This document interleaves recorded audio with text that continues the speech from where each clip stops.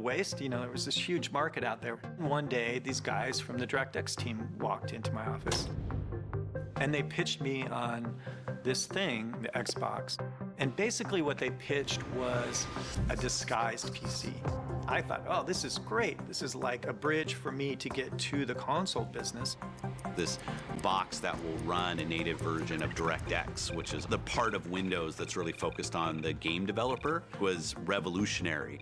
It's going to be easy to port to this machine, easy to take my games and make them run. Unlike running on PlayStation at that time or a Nintendo machine that were just very alien hardware compared to a PC.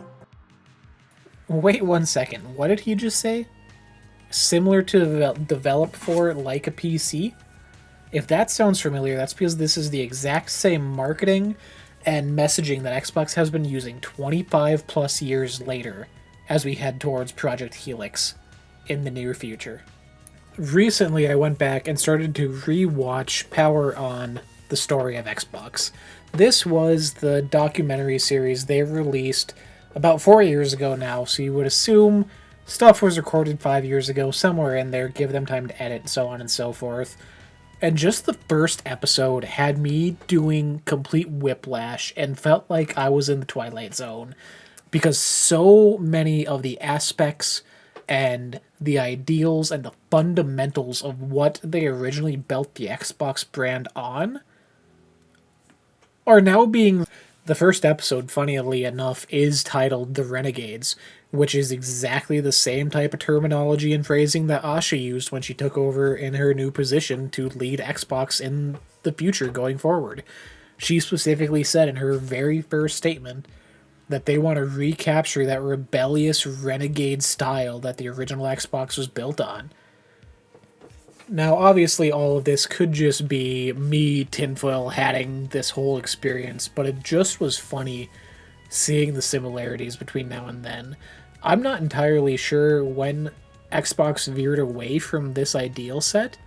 You would imagine at the start if they had this grand idea to incorporate the PC architecture into the console, which we've seen it. It's happened. It was happening.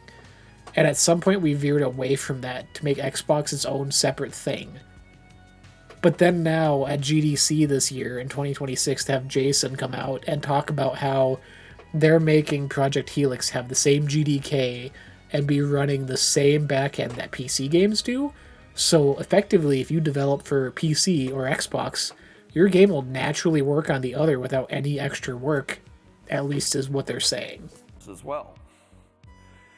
Together into a unified experience, but we still know that there's too much friction for developers here. If you really look at it, the vast majority of the code that your game runs on the Xbox is the exact same code that runs on other platforms. So just like for players where we want to streamline that experience, we also want to streamline that experience for developers as well. So in the future, what we're working on is really bringing these development models together, so that you can have one common development pipeline, but you still have full access to all the things you would absolutely expect from Xbox. The Xbox GDK continues to exist. It provides access to a ton of different technologies, access to my...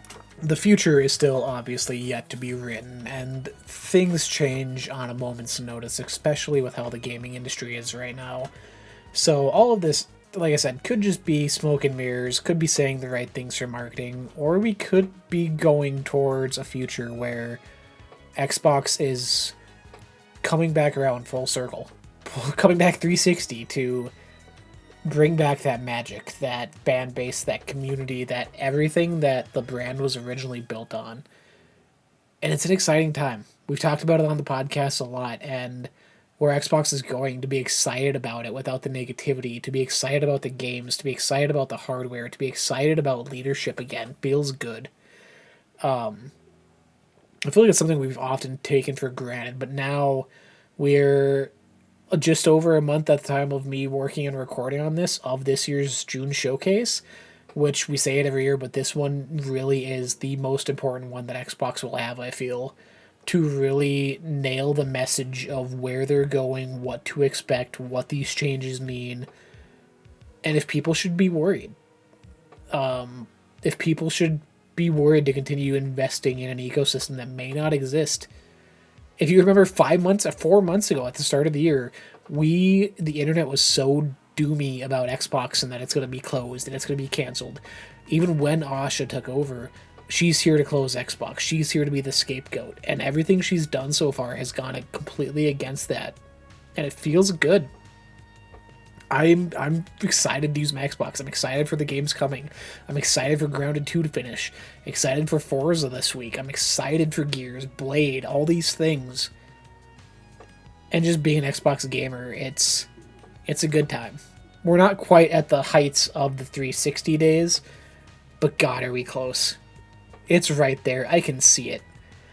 But for now, sorry for this video. I've felt sick, allergies, whatever, congested the past few days, but I wanted to get this out, just talk about things, share this information with you people.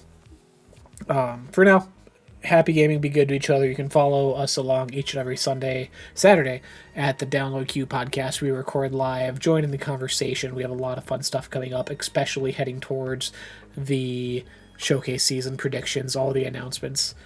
Keep up with us. If you enjoyed this video, give us a like, comment, follow, share. Let us know your opinions down below. Be good to each other.